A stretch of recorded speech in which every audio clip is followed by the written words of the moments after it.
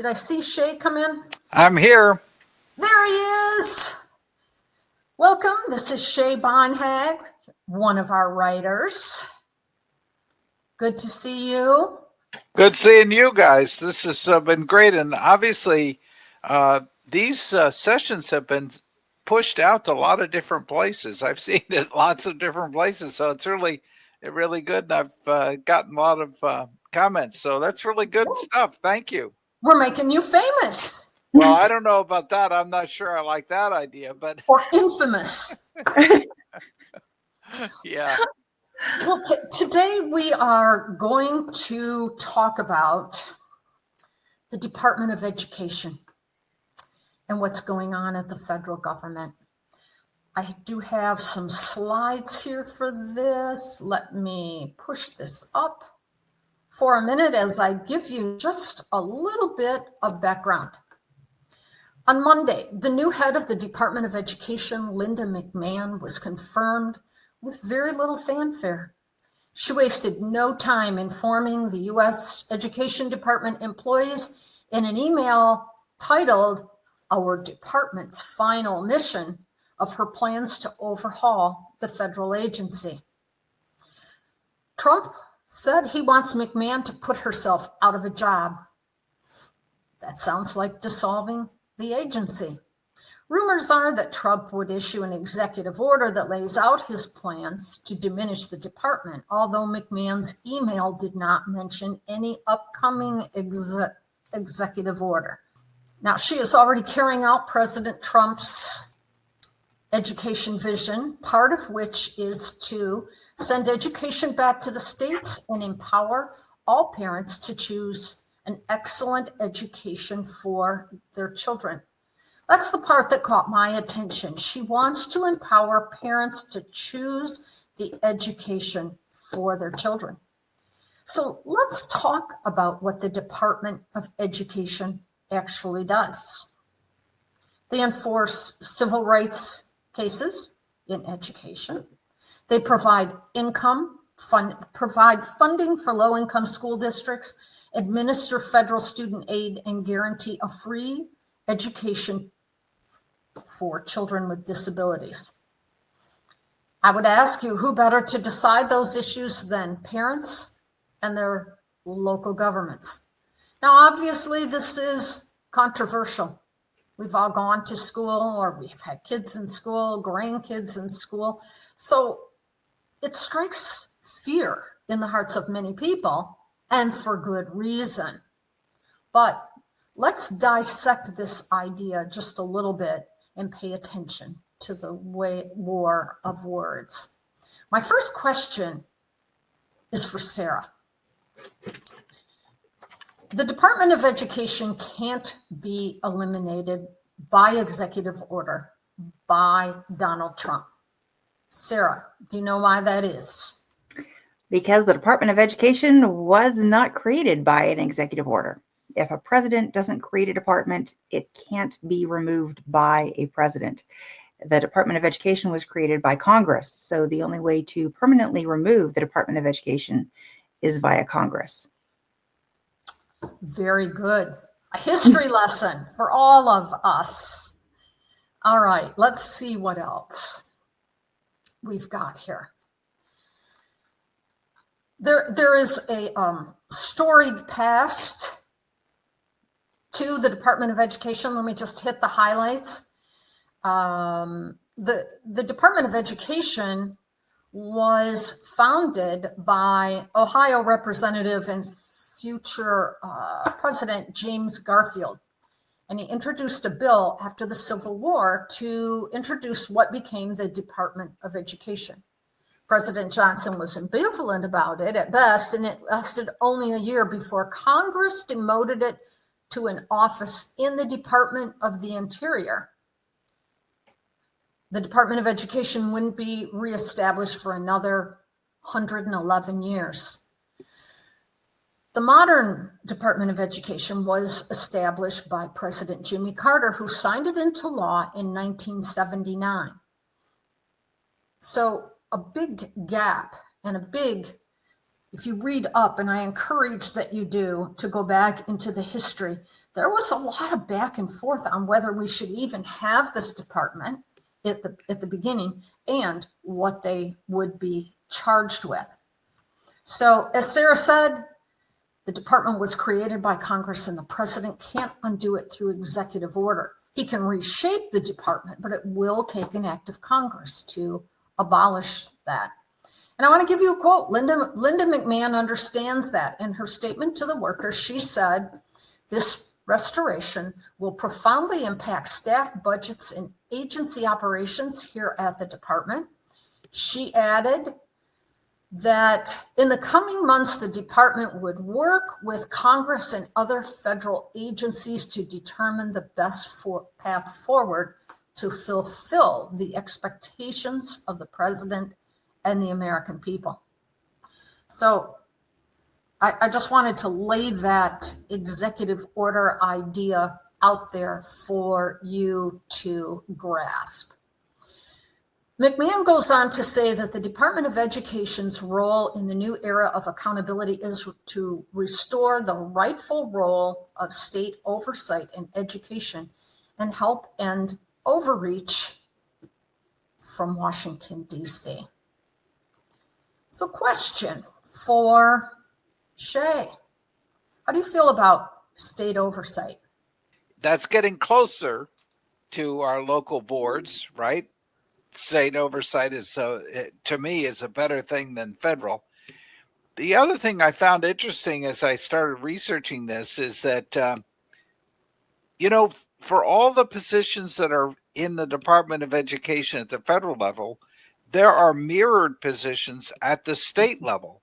Mm-hmm. And all of that salaries of both of those entities, none of it which get applied to education, they're all overhead items and they have to be paid for.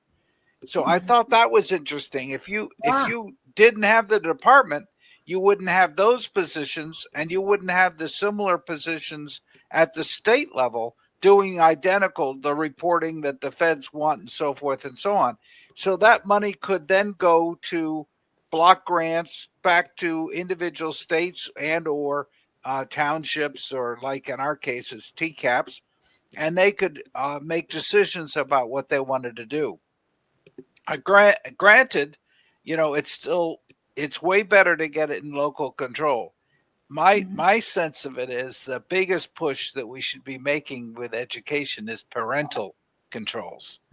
And how do we get parents more involved in education so they make the right choices for the education for their children?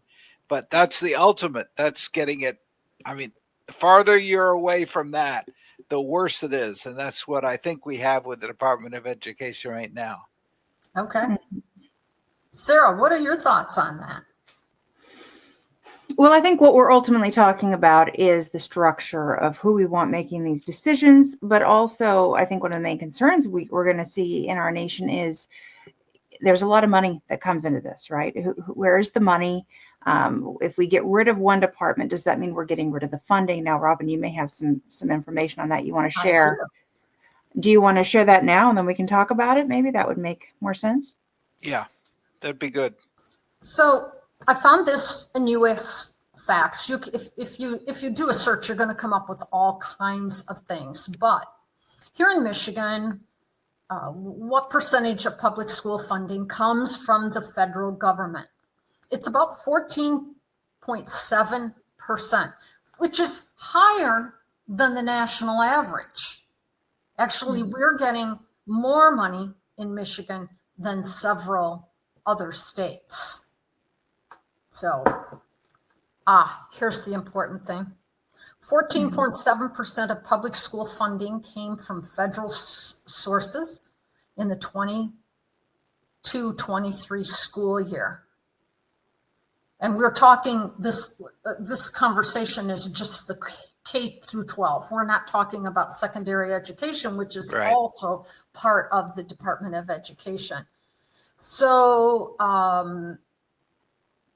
the federal funding of K-12 schools per student was $2,600. You can see at the bottom there, Michigan schools receive a higher share of funding from federal resources compared to other states. So 14.7% versus 13.7%. And I think it's important to look at this money, because change creates fear for a lot of people. I think this is a good idea, but now we have to watch how the structure gets broken down and put back together. And the fear is that we're going to lose funding. Frankly, until I did my research for this piece, I thought the money from the federal government was much, much more. I'm not diminishing the almost 15% that we get, but we are pretty self-reliant already. And let me go on. I think this is my next slide. I'm going to lean in close so I can read this. This is from the Department of Education website and what their role is in education. And in their overview, I thought this statement was profound considering what we're talking about. The first sentence says, education is primarily a state and local responsibility in the United States. So we have a federal government involved who now wants to divest itself further and put it back in the states where the Department of Education thinks it should be. Mm-hmm. Mm-hmm. Well, if you have, let's say we have the 15% coming from national, that means that the other 85% is coming from the state. And I believe the breakdown is a certain portion of that is from the state, and another portion of it is coming out of property tax and millages and things like that on the local level. That's a significant portion coming from the state. And what we have to look at, just like Shay was saying, is that there is duplication of jobs being done here. There's also two levels of regulation hitting our teachers. There's the federal level regulation and there is the state level regulation. Now, from a practical standpoint, as parents and as grandparents, what we really care about when it comes to the Department of Education is, are our kids getting taught well? Are they getting what they need? Do they have teachers? You know, are they learning all the things they need to lead? Just can we have our kids educated? And frankly, if we can have our kids educated well, I don't think most Americans care whether there's a Department of Education on the federal level and the state level, or whether it's just the state level or just the federal level. On some level, we all just want our kids educated well. So the question is, are we better off having two departments doing this? Well, technically it's three, because we also have local school boards, which is the third level of regulation here when it comes to education. Are we better off having all three levels, or are we better bringing it more and more closer? Well, I'm going to go back to a little bit of my experience. As a young adult, I worked as a substitute special education teaching assistant. And in that job, I moved from classroom to classroom day to day. Sometimes I was in more than one classroom in a day.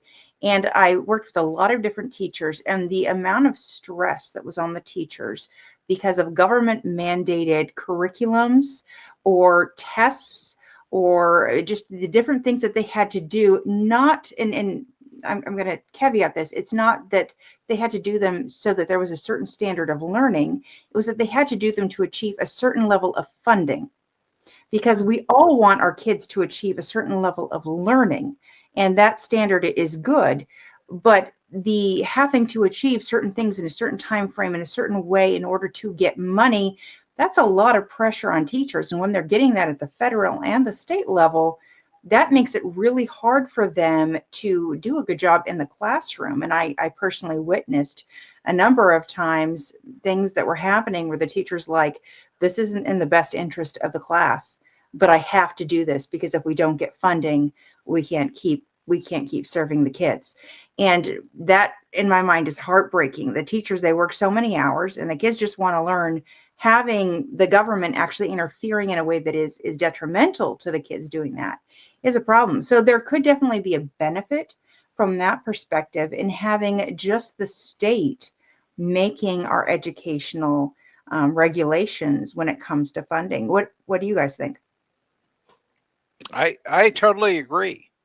It adds no value to have a federal government that's dictating things that have to be then dictated at the state level, that have to be then transmitted down to the teachers or to the local school board, and then the teachers. I mean, we're off the track.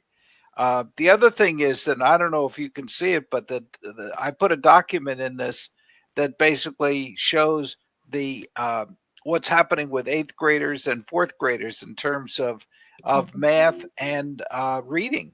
We're really not there. I mean, granted, the stuff with COVID threw us off in left field, but even before that, we were not really progressing like we should. So what it says is that we've got to find a better way to educate kids. It can't be through this multi-level bureaucracy. It's not getting the kind of result that we need for our kids. So we've got to think about other options. I think some of the things the Department of Education does, the fact that it funds additional teachers, okay, great.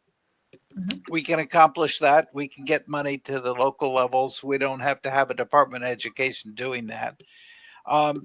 The idea of the disabilities, there's certainly the Department of Health and Human Services could be doing stuff for disabilities, and that could be a role that could be taken there instead of in the Department of Education. I'd love to see something different than the grant for colleges coming through the Department of Education. I mean, think about Fannie Mae. I mean, what Fannie Mae has done for mortgages, we could do the same thing for student loans. And it has stimulated a whole series of private, if you would, grant agencies that give those awards. I mean, let's get it out of the federal government altogether. Let's make it more like a Fannie Mae approach. But anyway, just a side thought. And there are things that the Office of Civil Rights is doing in the Department of Education that are good, but so you're not going to throw those out. You want those moved over to justice or something. But I guess the function needs to still be there, right? That's good stuff. So I look at it as a way, how do you streamline to get better results for our students? How do we get our students to get a better education and to really grow? And how do you keep them from having to do nonsense stuff or stuff that's made up or required for other reasons that don't get us to that? I mean, if we could interview students and say, what do you really want to do? And if you do, you find out that they have an education that they want to do. They have things they want to learn. Okay, let's let them learn. Right. So we still have another topic to cover, but I want to summarize this one a little bit, and why we brought this up today is a lot of things are going on right now in Washington with Trump beating the drum and issuing executive orders. And I brought this to the table because, one, it's a topic that's universally affects every single one of us. Yep. And two, it's a beautiful example of restructuring parts of the government. And Convention of States, one of our 3 pillars on our platform is to rein in the scope and power of the federal government. Yep. It's also about restraining the spending a little bit too. That's the best way that I can put it. This gives us the perfect opportunity to watch the president, the head of the department, and Congress work together to solve the structural problem that they have within this department.